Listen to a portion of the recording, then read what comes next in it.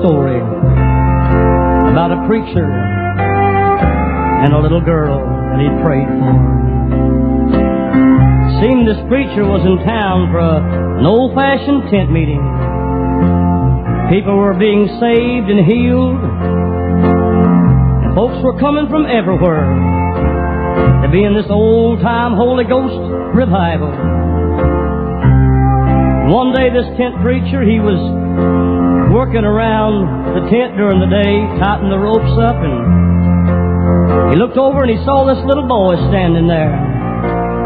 Looked down at him, and his overalls were faded.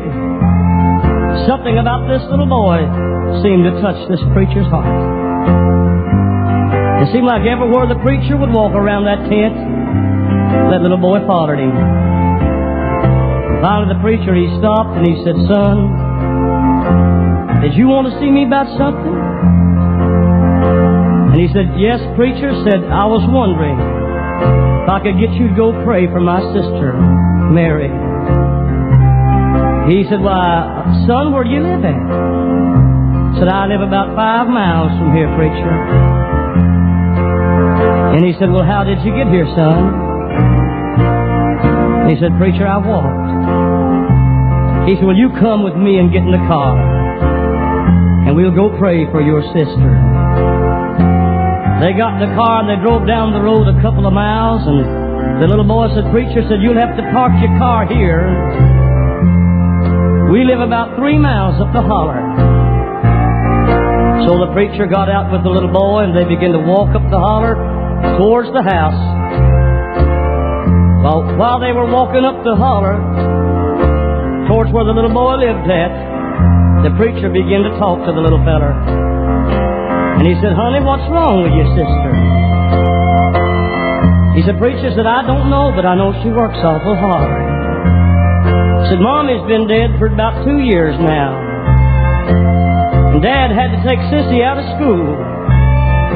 And she kind of watches after me and my brothers and sisters and does all the cooking and the washing and the ironing."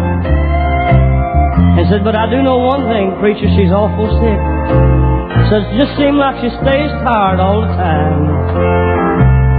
Well, they finally got to the little house, and when the preacher walked in, he couldn't help but notice how clean the little cabin was.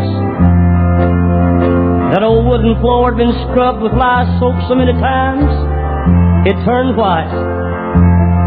They looked around the cabin, saw everything so neat in order, and over in the corner he saw this little girl laying in the bed. He walked over to her, and as he looked down upon her,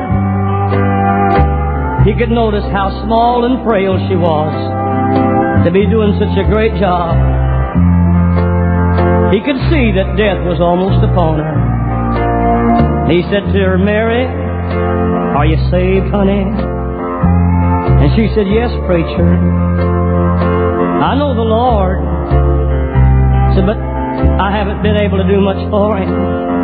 I go to church as much as I can, but it just seems like there's so much work to do, so much ironing and washing. I've got to cook so much that I never get to go to the churchyard."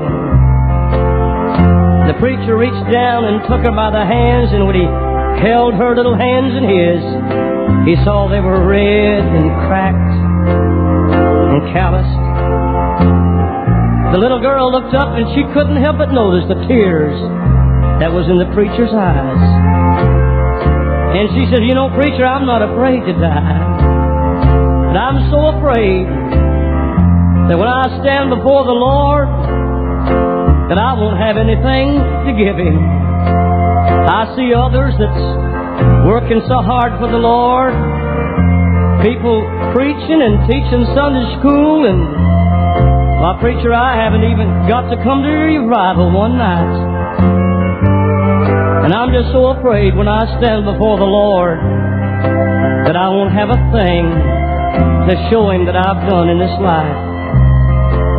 The preacher looked down at the little girl, and he said, "Mary, when you stand before Jesus in the morning, just reach out and show him your hands.